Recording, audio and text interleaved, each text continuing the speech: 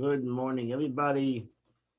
As we start the chitas of the day, and we start with the chumash of today. Today is Thursday, the 26th day of Nisan, and we are in the fifth reading of Chamishi, the fifth reading of the portion of Shemini. As we mentioned before, Shemini is a portion that we have learned already 2 weeks, and we read it this Shabbos in Shul. So we are in the middle of the story that happened in the temple. We're holding chapter 10, verse number 16. We're holding in the middle of the story that happened on the first day of the dedication of the temple, actually the 8th day, the first day that Aaron became the Kohen Gadol, and his sons became the Kohanim in the temple. It's a great day of celebration, and it was a great day of sadness at the same time as the two sons of Aaron died. And now we're in the middle of that story. It was Moses that demanded on his brother and his son and Aaron's sons that they would eat everything of the sacrifice. And then he came, as the verse says, "V'soyer achatos," and he came to check out the one of the goats that was given for achatos for the Rosh Chodesh, for the new month. So he went to check out. He found out that it was not given yet. It was not eaten. Darash Moshe v'hinei saraf. They burnt it. Vayiktzef al Elazar v'Isamar, and Moses got angry on his nephews, on Elazar and his son, and he told them of no son Lamer. He told them. So here Rashi says, first of all, Moses said that they had to eat everything. But the problem was that they thought that, and ultimately, as the Torah is going to tell us, they were right, that they made the difference between the other sacrificial offerings that were given specifically for the dedication of the temple. The sin offering of the month was given every month throughout forever. So they felt that a sacrifice that would be given forever was not a sacrifice that needed to be eaten. Only the ones that were needed for that day, the days of Meluyim, the days of the inauguration. So Moshe Rabbeinu felt that they had to eat everything. They felt that no, that sacrifice needed to be burnt because they were oinanim, they were mourners. And since they were mourners, even though they had to continue the service in the temple, but a service that was not for that day, for the dedication of the temple, should not be part of that obligation. And that was the argument between Moses and the question that Moses had to his nephews and his brother, and the answer that Aaron gave to him. So that's basically what Rashi explains. And Rashi says over here, we learn a beautiful thing of respect. Because Moses, it doesn't say Moses got angry at his brother. It says that Moses got angry on his nephews because his brother was older than him, and he wanted to show respect to his brother, and therefore Moses angered on his nephews. It was also to his brother, but he directed his anger to his nephews. And he told to them, verse 17, "Why did you not eat the sin offering in the holy place in the Beis Hamikdash? Because they are holy of holies. And the Eibishter gave it to you to eat. To carry the sin. That means through the Kohen eats the sacrifice, they forgive the Jewish people on their sin. To forgive them before God. And now that you didn't eat it, they're not going to be forgiven, as Rashi explains. So he said maybe that it became unfit. You took it out of the temple. They said no, everything was in the right place. He said, why didn't you eat it? I told you to eat it.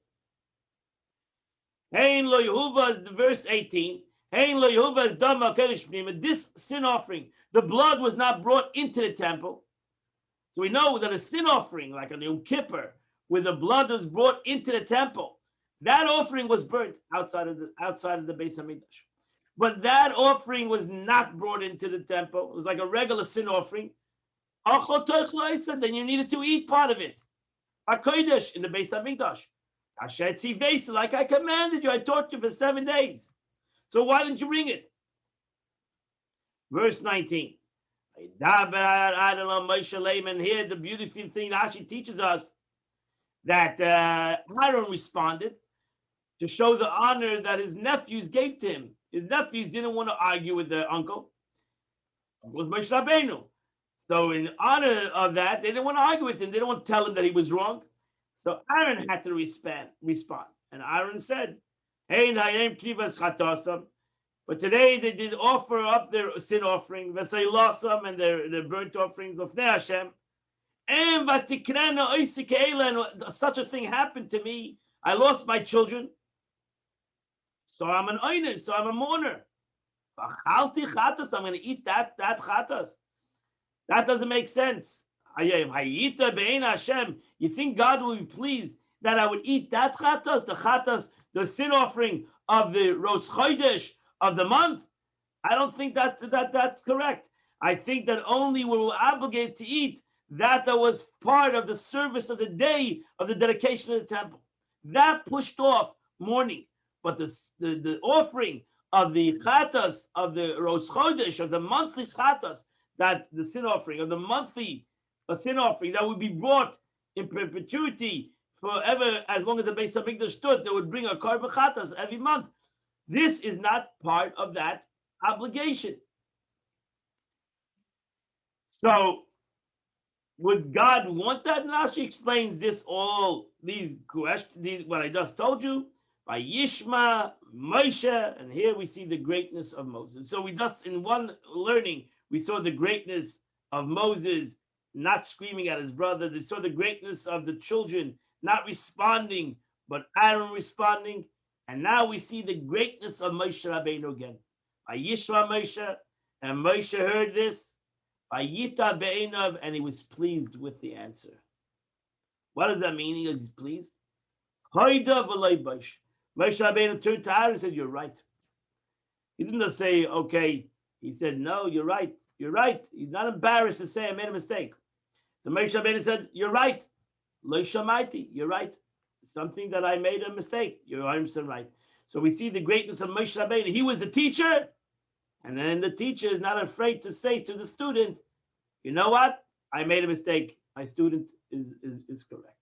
And that's another great lesson that we learn from today's reading of the Torah. That completes the Chumash of the day. And now we go to the Tanya of the day. Today is the 26th day of Nisan. And we are holding in the middle of chapter 42 of Tanya. So the Alter Rebbe does explain, we're in the third part of the chapter 42 of Tanya. The Alter Rebbe does explain that a Jew has to meditate and has to feel as God, Eine Hashem Elokecha. The Eibish's eyes are on top of him. Ayin Roya, he brings the Mishnah.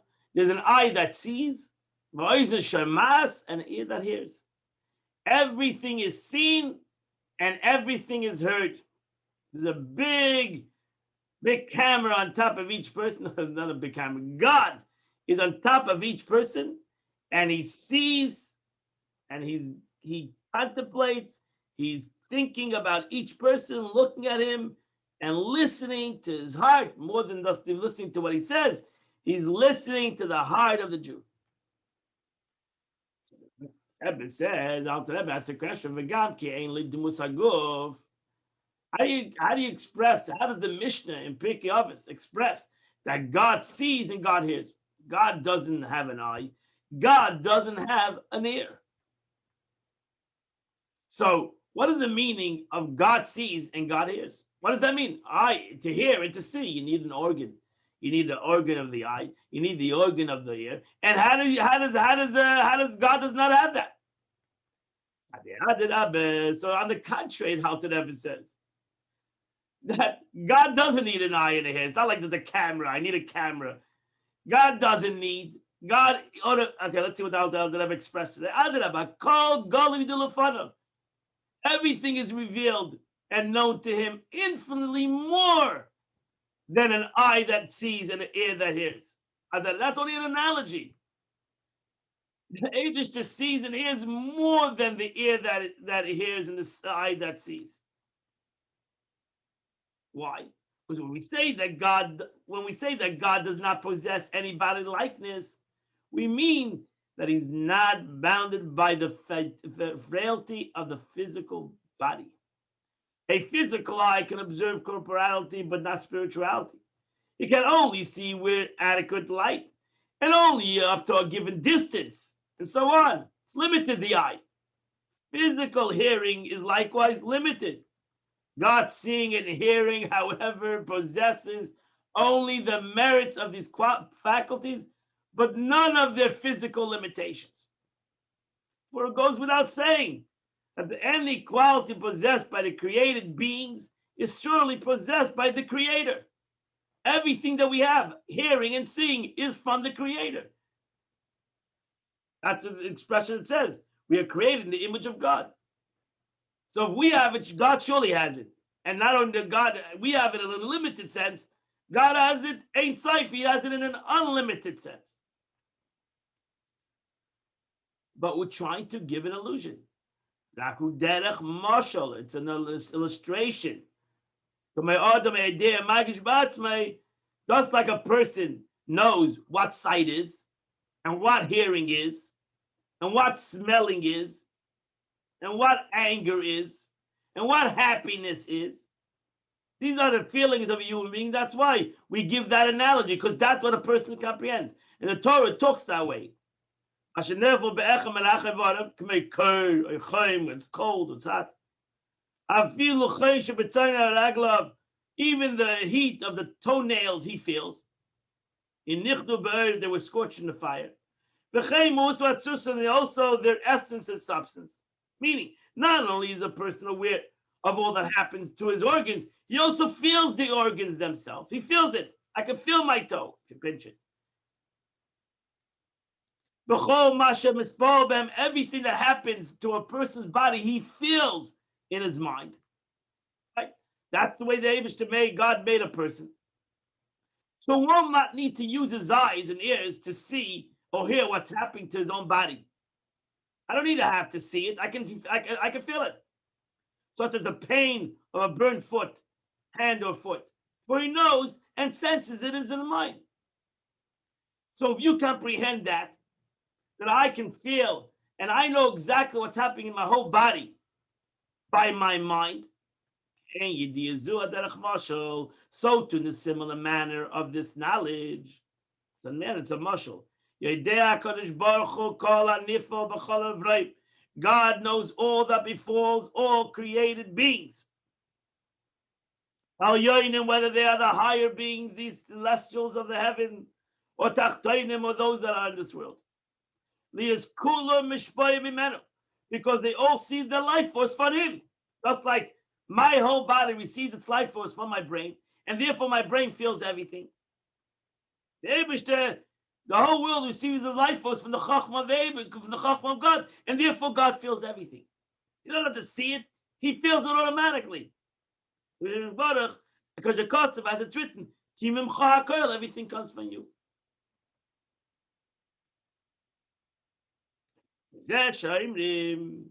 So let's look at them in the explanation. Thus is the brain, which is a source of life of the whole body, knows what transpires within it. So too does God, the source of all life, knows what's happening to all creation. This, what does it say? It says, no creatures are hidden from you. In so much as all created being emanate from him. How can you hide from something which you emanate from? As the Maimonides in a philosophical thought, and this is agreed by the scholars of Kabbalah, because Ramak, as the Moshe Kordovo writes in the Pardes, Shebidias Atzmai, by knowing himself, as it were, kaviyachol, as it were, the Eibushter knows everything from himself.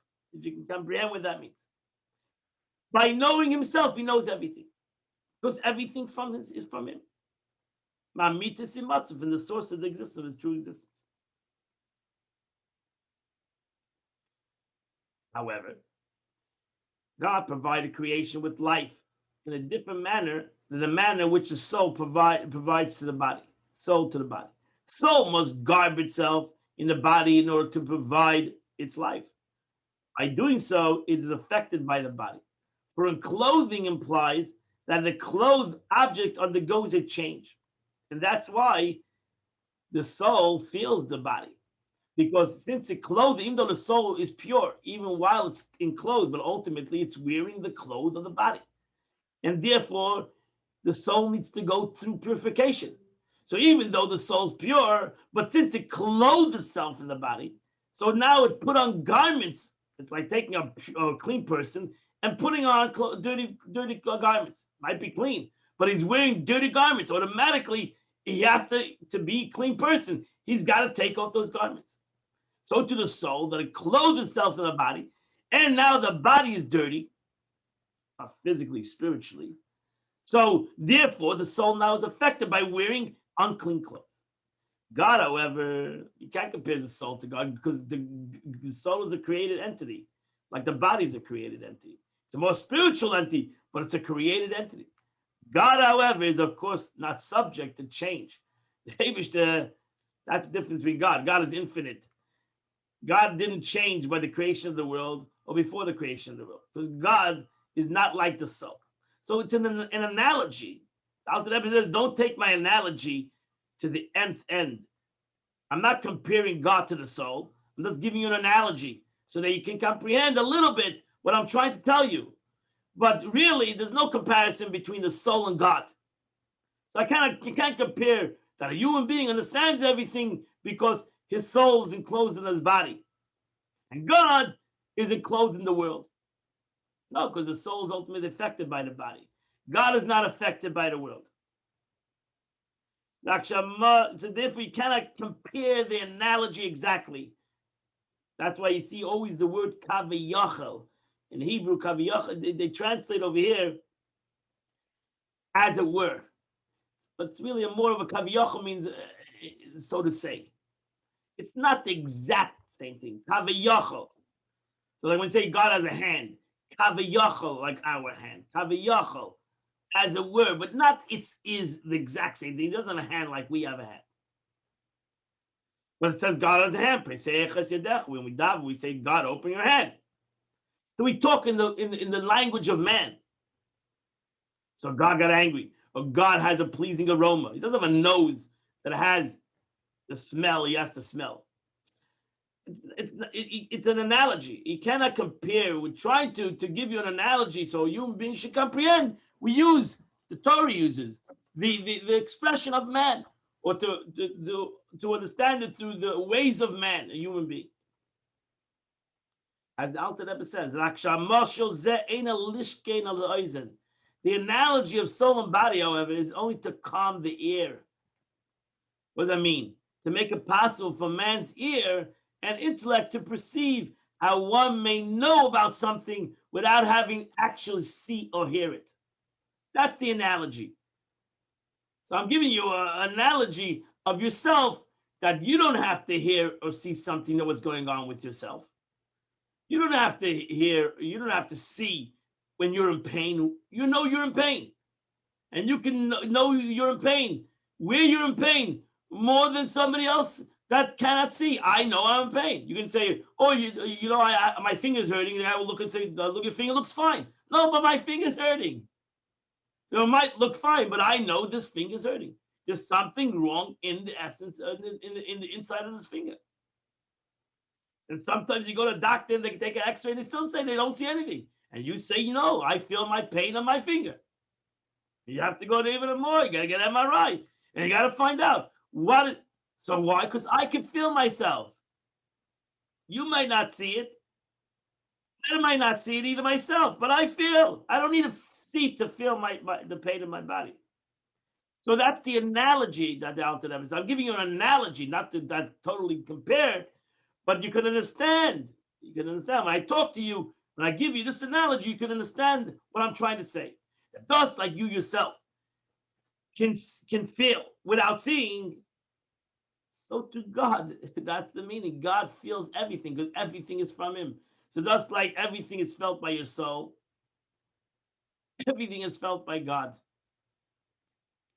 But you should realize right away, in truth, however, the analogy of the soul and body bears no similarity to the analogy. It's really, there's no comparison. But ultimately, you should realize with your brain that there's no comparison between the body and the soul and God and the world. There's no real comparison between them. God and the world is much deeper and much more united in a way that the body and the soul have no unity. Because ultimately the soul is its own creation and the body is its own creation. They're both created entities. As the Alter Rebbe continues,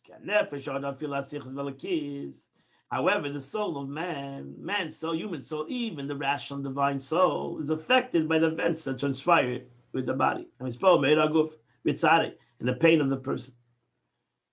In its rational divine soul, being actually clothed, because ultimately this soul, the Eibishter put the soul in his body. So now this soul is carrying the weight of the body. So how holy the soul is and how spiritual it is, it's still now affected by the body, whether in a positive way or a negative way. That's why if you do an Avera, the soul is affected negatively. If you do a mitzvah, the soul is affected positively. You're happy, the soul is affected positively. You're sad, the soul is affected negatively. Why? Because ultimately the soul is enclosed in my body. So therefore, the soul has its effect by the body. And that's why the soul always wants to leave the body. God forces the soul in the body because the soul says, I want a spiritual life. What do I need to have? All this luggage. Why do I need to have all these problems? I'd rather live a life of spirituality with no issues of the body. Because it's affected by the body. Because it's clothed in the body. But you can't say that about God. But the Eibishter, God, to say that God is affected by the world. God is not affected by the world like not any effectiveness. God is above the world. At the same time, when He's in the world, He's not affected the events of the world, and it's changed because God is in the world. As we say the expression, I am God, I'm not affected, I don't change. No change before the creation of the world or after the creation of the world. God is infinite, and the world is a creation, a finite thing. There's no concept that the world can affect God in a positive or a negative. Enough in the world itself. So when God says, I am affected, because He wants to get affected, but not that He has to be affected. God is not affected from anything in the world. So there's no comparison between the soul and God. It's only an analogy. None of them affect any change in Him, God forbid. Nor in His absolute unity. Just as He is one and unified before He created them, so He remains one and unified after He created them. Adon Olam, Hashem Allah, I am who I am. Before creation, after creation, nothing affects me. Because if you understand what God is, the creator, creation doesn't affect the creator. And therefore, sometimes that's the problem with the problem when you start creating, that's the problem. When you start connecting God to the world, suddenly you make God the worldly, and that's the danger. And that's why you have to be careful. That even though we're giving you analogies of the body and of the soul and of the connection about it, it's only an analogy. It's a mashal. It's an analogy. It's kaviyachol. So to say, it's not the same thing. Never put God in a box. Never put God in a physical dimension. That God is constrained by the physical world. He's not. And to help us understand this in our intelligence, because this is what even the smartness of the Goyish, non-Jewish world, and sometimes Chashon, the Jewish world. They fall into this trap, they fall into this concept to start making God human and to start creating gods, to making God a created entity. And a Yid is not allowed to do that. A Jew has to realize that God is above Ein Sof. There's no connection. There's no effect that God has, that the world has on HaKadosh Baruch Hu. The scholars of truth, the Kabbalistic scholars, have already treated it at length in the books, an explanation we found there.